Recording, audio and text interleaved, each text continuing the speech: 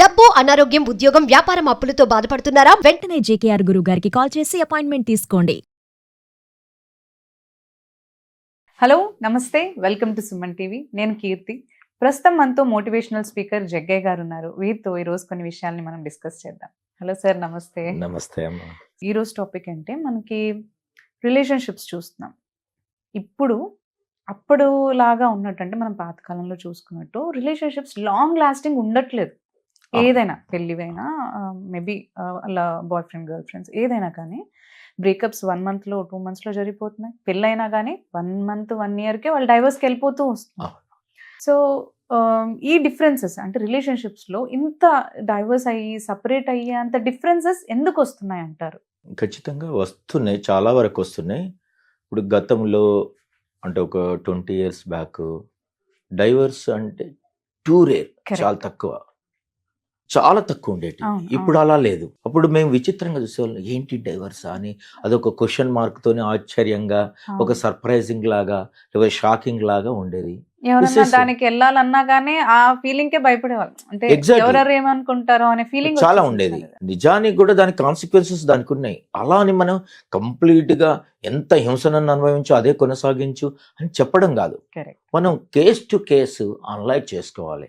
కానీ ఎక్కువ మంది, మనం ఏది అందరికీ అని అనలేము, కానీ ఎక్కువ మంది జస్ట్ టేక్ ఇట్ గ్రాంటెడ్ లాగా. అమ్మా ఇక్కడ ఇది ఎట్లా అవుతుందంటే, ఈ హోటల్ నచ్చలేదని జస్ట్ ఖాళీ చేసి వెకెట్ చేసి ఇంకో హోటల్కి షిఫ్ట్ అయినంత ఈజీగా వెళ్తుండ్రు. లేకపోతే ఇల్లు, ఈ ఫ్లాట్ మ్యాచ్ అవ్వలేదని.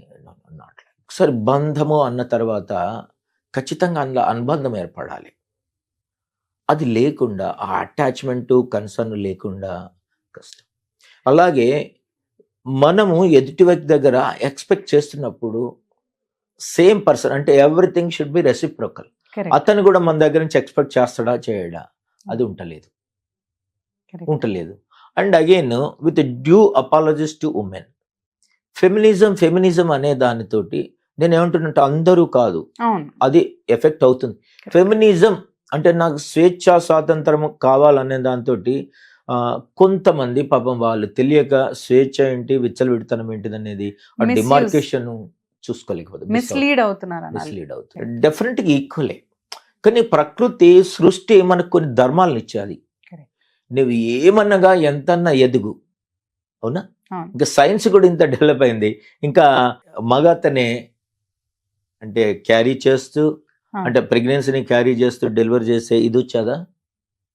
మరి టెక్నాలజీ డెవలప్ అయింది, సైన్స్ డెవలప్ అయింది, మెడికల్ సైన్సెస్ కూడా బాగా డెవలప్ అయింది. ఇప్పుడు నేనేమంటా అంటే, స్వేచ్ఛ అంటే వడ్ మీ నేనే ఎందుకు మోయాలని అంటున్నావా? ఎట్లా కరెక్ట్ అవుతుంది అంటున్నారు. అంటలేదు. ఇలాంటి వే ఆఫ్ థింకింగ్ అంటే such type of thought process thinking ఉండకూడదు. అండర్స్టాండింగ్, అడ్జస్ట్మెంట్ అనేది లేకపోతే ఎలా? అర్థమైందా? చాలా సార్లు ఏంటంటే వీళ్ళు ఏమనుకుంటున్నాడు, ఇప్పుడు నేను చెప్పేది అటు ఇటు అంటే పాజిటివ్ అంటే నెగటివ్ ఇంటర్ప్రిట్ చేసుకో. Half of the life is if అన్నారు. అంటే ఇట్స్ వెరీ లాజికల్. LIFE అంటే 4, అందులో ఇఫ్ 2 అక్షరాలు ఉంది. అలా కూడా half of the life is if అనేదేమో సరదాగా చెప్పుకోవడానికి. కానీ చాలామంది నేను ఇలా చదివి ఉంటే బాగుండే, నేను లేకపోతే ఫలానా వ్యక్తిని చేసుకుంటే బాగుంటుండే, లేకపోతే ఫలానా అమ్మాయిని చేసుకుంటే బాగుండే. ఎందుకు అన్ని ఇఫ్స్ పెట్టుకుంటావు? ఎందుకు? ఇప్పుడు ఒకటేనమ్మా, ప్రతి మనిషికి ఫియర్ అనే దాన్ని ఎలా తీసుకోవాలంటే, అచీవర్కు అండ్ పారిపోయేవాడికి ఆ ఫియర్ని ఎలా తీసుకోవాలంటే, FEAR is the fear. Forget everything and run. వాడు ఎప్పుడు పారిపోతాడు, అది కూడా ఫియరే. కానీ అచీవర్ ఏంటంటే face everything and run. Face చెయ్యి. ఫేస్ చెయ్యకుండానే పారిపోతున్నారు చూడు, అది కారణం. ఎక్స్పెక్టేషన్ అంటే మామూలుగా ఇప్పుడు యూత్ గురించి మాట్లాడుకుందాం అంటే, రీసెంట్లీ మ్యారీడ్ కపుల్ అనుకో, భర్త మహేష్ బాబు లాగానో ప్రభాస్ లాగానే ఉండాలి అంటే చూసే చేసుకున్నాం కదా మనం. ఏమన్నా అబ్నార్మల్ థింగ్స్ ఉంటే మనం ఓకే పక్క పెట్టాలి. సైకలాజికల్ షాడిస్ట్ అనుకో, సైకలాజికల్ బ్యాడ్ హ్యాబిట్స్ ఉన్నాయి అనుకో, అవి మనం ఏంటి క్యూర్ చేసుకోలేని, మార్చుకోలేని, మనం ట్రై చేస్తే కూడా మారని ఉన్నాయి అనుకో, హెల్ప్లెస్ అనుకో, అప్పుడు you can go for. Correct. అవును. హింసిస్తూ ఇక్కడే అంటే ఈ భూమి మీదనే నరకాన్ని అనుభవిస్తూ ఉండాల్సిన అవసరం దట్స్ లేదు. ట్రూ. అవును. But otherwise you can create the heaven, అంటే నీ స్వర్గాన్ని నీ ప్రపంచాన్ని నువ్వు సృష్టించుకోగలగాలి. అవును. అదే నీ స్కిల్. అవును. అలా చేసుకున్నప్పుడు నిజంగా ఇప్పుడు చాలా మంది ఇప్పుడేదో టెక్నాలజీ అయిందని నాకు నాలెడ్జ్ వచ్చింది అనుకుంటారు, కానీ నేను అఫెక్షన్ కంటే కన్సర్న్, ఒకరి పట్ల ఒకరికి ఎట్లా ఉండాలంటే సతీ సావిత్రి ఉన్నాం కదా, Hmm. భర్త నా చనిపోయిన భర్తను కూడా నాకు కావాలని ఒప్పించి తెచ్చుకున్నాను. తెచ్చుకున్నా. అంటే పేషెన్స్ ఉంది, ఎఫర్ట్ ఉండి ఒప్పించింది. మొండితనం. ఆ యముణ్ణి కూడా ఒప్పించి తెచ్చుకుంది. Stand by. She has taken the stand, Stand. అంటే ఒక నమ్ముకుంది, కరెక్ట్. సమస్యనే లేదు అని. అది ఎంతమందికి ఉంది? కరెక్ట్. అది లేదు, మిస్ అవుతున్నావు. అంటే అంటే లైటర్ వేలో థింక్ చేయకూడదు. అండ్ అగైన్ ఎప్పుడు ఏముంది ఆల్టర్నేటివ్, నో నో అది కరెక్ట్ అవ్వదు. నేను ఏమంటున్నా, ఇక్కడ ఏమాత్రము చేంజ్ చేసుకోవడానికి వీలు లేని పరిస్థితులు ఉన్నప్పుడు చేయాలి. ఇది పేషెన్స్ లూజ్ అవుతున్నారు. అవును. అవును. నేనేమంటే సహనంతో ఉంటే సాధించింది ఉండదు, మనం అలా చేసుకోవాలి. అండ్ అగైన్ ఆర్థికంగా ఎంత ఉన్నా కోరికలు ఎక్కువై మన డిమాండ్స్ ఆర్ మన రిక్వైర్మెంట్స్కు మన ఇన్కమ్ మీట్ అవ్వక ఫైనాన్షియల్ డెఫిషియన్సీ వస్తుంది. అవును. నేనేమంటే చాలా మంది ఇప్పటి పిల్లలు సుఖం లేదనుకుంటారు, అంటే సుఖాన్ని కొరకు ట్రై చేస్తుండ్రు, అవును. సంతోషం కొరకు ట్రై చేయడం లేదు. మీరు అనొచ్చు సుఖం ఏంటి సంతోషం ఏంటి రెండు ఒకటే కదండి. నో నో నో నో మీకు ఏసీ గది ఉంటుంది, ఇట్స్ అ బ్యూటిఫుల్ మ్యాట్రస్ ఉంటుంది, అంటే పడక వసతులు ఉంటాయి, అది అవన్నీ అరేంజ్మెంట్స్ సుఖం. కానీ నిద్ర రాదు, అది సంతోషం లేకపోవడం. That is the difference. మీకు ఉంటుంది, మీకు అంటే ఏమంటే ₹1,00,000 వాచ్ ఉంటుంది, కానీ టైం మేనేజ్మెంట్ ఉండదు, అంటే టైం ఉండదు. ఇది దానికి దీనికి తేడా. దానివల్ల అంత మెటీరియలిస్టిక్, అంటే బంధంలో ఏముండదమ్మా, రిలేషన్లో ఏముండదా, నా అనే దాంట్లో ఏముండదా, అటాచ్మెంటే లేదా, కన్సర్నే లేదా, to both wife or husband ఇద్దరికి అది ఉండాలి, ఓపిక ఉండాలి. ఓపికతో ఏదైనా సాధించవచ్చు. నేను చాలాసార్లు కొట్టు చేస్తా ఏమంటే, సహనంతో గొంగలి పురుగు పెరిగి రేపు సీతాకోక చిలుక ఎగురు అన్నమాట. ఈరోజు గొంగలి పురుగే, కొద్దిగా ఓపిక పడితే కొద్దిగా టైం ఇస్తే పెరిగి సీతాకోక చిలుక ఎగురుతుంది. ఇట్స్ బ్యూటిఫుల్గా ఉంటుంది. లైఫ్ని అలా ఎందుకు తీసుకోవు? ఇప్పుడు ఏమంటావు అంటే చీకట్లో ఉండి ఇంకా నా జీవితం అంతా చీకటేనండు. నో, అమావాస్య ఎన్ని రోజులు ఉంటుంది ఎవరికైనా, నువ్వు ప్రయత్నించకుండా ఉండదు, వెళ్ళిపోతుంది. అంటే ఏమంటాడు, అమావాస్య అంటే ఒక రోజు వస్తుంది, కానీ అంటే 15 రోజులు శుక్లపక్షం, 15 రోజులు కృష్ణపక్షం, అంటే వెన్నెలకు సంబంధించింది 15 రోజులు, అమావాస్య కంటే చీకట్లు వెలుగులు ఉంటాం కదా, నెలలో అవి 15 రోజులు ఇవి 15 రోజులు ఉంటుంది. దీన్ని ఇంకో చోట ఎక్కడ చెప్పాను, ఇంకొక చోట నేనేమంటా అంటే అమావాస్య చీకటి అంచున పున్నమి వెన్నెల పూయు అను. కొద్ది రోజులైతే అమావాస్య వెళ్ళి వెన్నెల రాదామా? కరెక్ట్. నిండు పున్నమి ఎప్పుడు పండుగ. మనం వీ హ్యావ్ టు వెయిట్, ఓపిక ఉండాలి. ఎలా ఆలోచించాలంటే దీంట్లో ఇంకొకటి కూడా అలాగే చెప్తా కవితాత్మకంగా, ఓర్చుకుంటే నేర్చుకుంటే. ఇప్పుడు ఏదో కష్టం వచ్చిందని ఏడుస్తున్నావు కదా, ఓర్చుకుంటే నేర్చుకుంటే ఈ కన్నీటి చుక్కే మళ్ళీ ఆనంద బాష్పమై తిరిగి వస్తుంది అంట. సో ఆ థింకింగ్ ఉండాలి. అలా ఆలోచిస్తే జీవితంలో మనం అన్నీ సాధిస్తాం. అంటే యత్నిస్తూ ఉంటే ప్రతి ప్రయత్నము ఫలితాన్ని ఇస్తుంది అని ఇలా చెప్పుకుంటూ పోతే చాలా చెప్పుకోవచ్చు. మెయిన్ ఏంటంటే ఆ డిఫరెన్సెస్ ఉండద్దు, సార్ట్ అవుట్ చేసుకోవాలి. ఓకే, మోడర్న్గా మాట్లాడదాం అంటే ఇప్పుడు సార్ట్ అవుట్ చేసుకోవాలి, ఇష్యూస్ లేకుండా ఉండవు. అయితే చాలా మందికి ఇష్యూసే ఉన్నాయి, కానీ వాటిని ప్రాబ్లమ్స్గా ఫీల్ అవుతున్నారు. ఇష్యూ ఇప్పుడు అమ్మ ట్యాప్ లీక్ అవుతుంది, is it a problem? Take it is an issue. ప్లంబర్ని పిలిపిస్తే అది సెట్ చేస్తే రిపేర్ చేస్తే ఆగిపోతుంది. ఎలా కదా?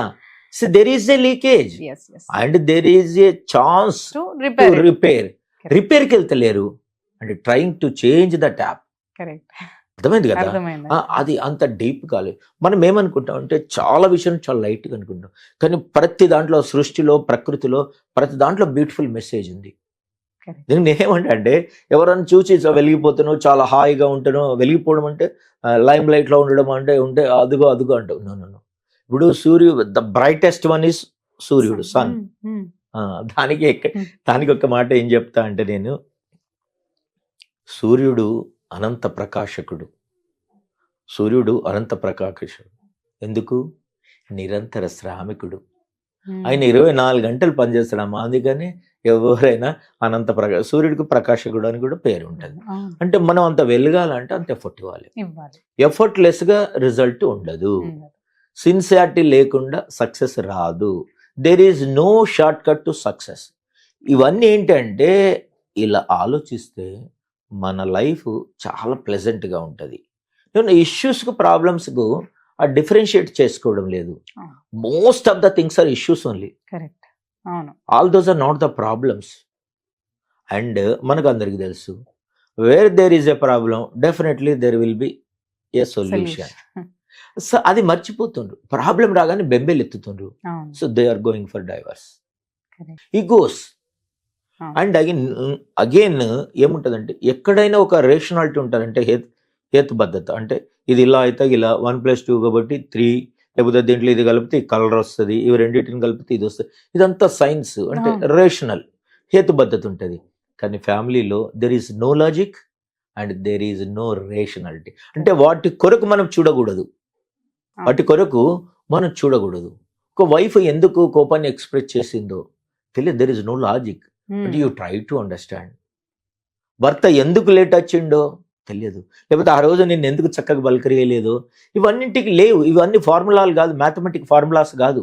ఏదో A+B+C² A+B² లాగా చెప్పేటి కావు. ఇవన్నీ ట్రై టు అండర్స్టాండ్. Correct. ఇవి మనసుకు సంబంధించి. All these are not materialistic things. Correct.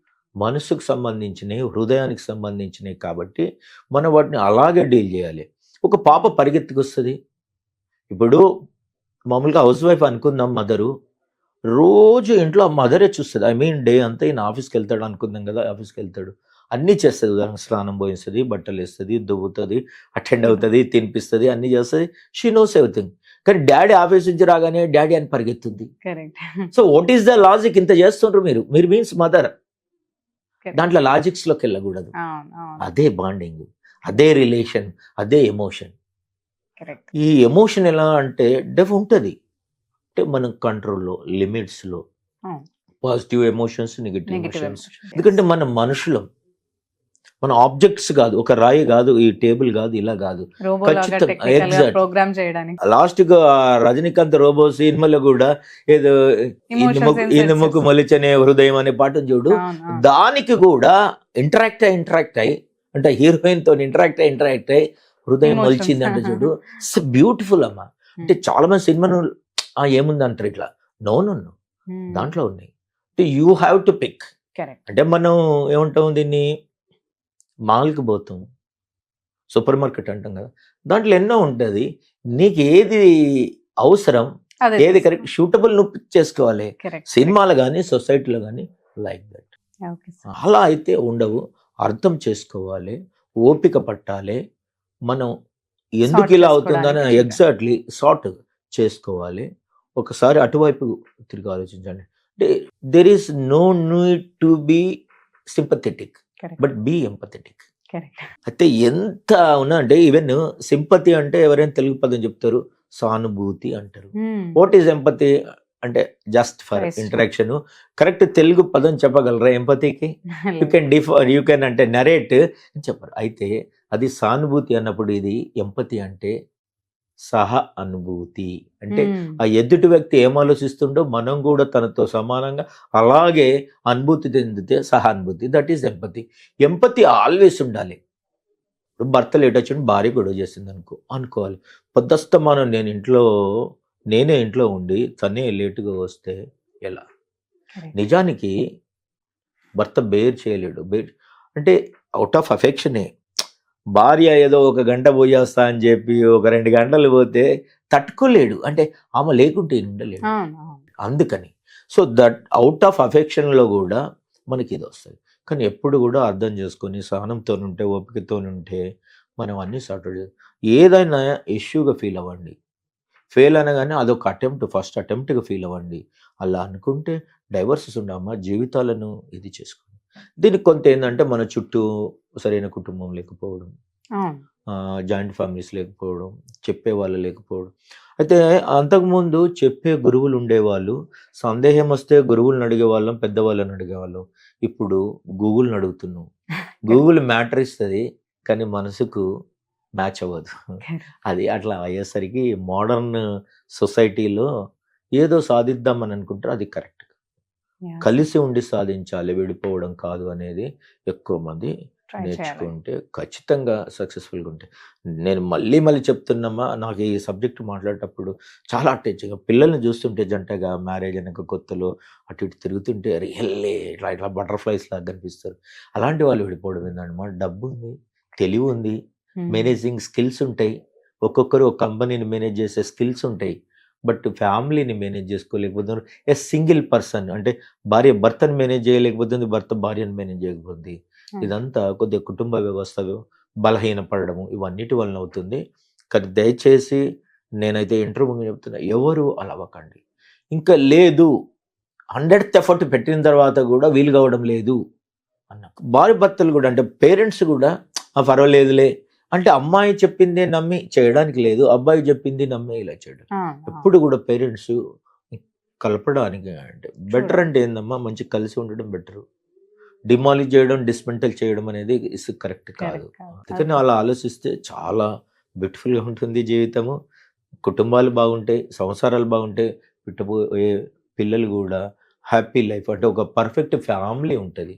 Single parent కూడా ఎంత కష్టమమ్మా, పిల్లల గురించి ఆలోచించడం లేదు. అనుకోకుండా అంటే వెళ్ళిపోయారు అనుకోండి, బై డెత్ అలా అయిందనుకో, మనం వి కాంట్ డూ అంటే మన చేతులు లేదు. కానీ మనకు మనం ఏది చేసుకోకూడదు. అంత లోతుగా ఆలోచిస్తే తప్పకుండా అంటే ఏమంటే చూడండి, రత్నాలు కానీ ఇంకేమన్నా వజ్రాలు కానీ సముద్రం గర్భాన ఉంటే మీద మీద నీటి మీద తేలియాలి అంటే కాస్త ఓపికతో ఉంటే లోపల కనిపిస్తాయి. అది చాలా బాగా అర్థం చేసుకుని అండర్స్టాండింగ్గా ఉండి మనం ఎప్పుడు కూడా వయసు రీత్యా కానీ హోదా రీత్యా కానీ ఎదుగుతున్న కొద్ది హృదయం విశాలం అవ్వాలి, పెద్దగా ఉండాలి. అది ఓకే సార్, చాలా బాగా చెప్పారు. థ్యాంక్ యూ అమ్మ, థ్యాంక్ యూ.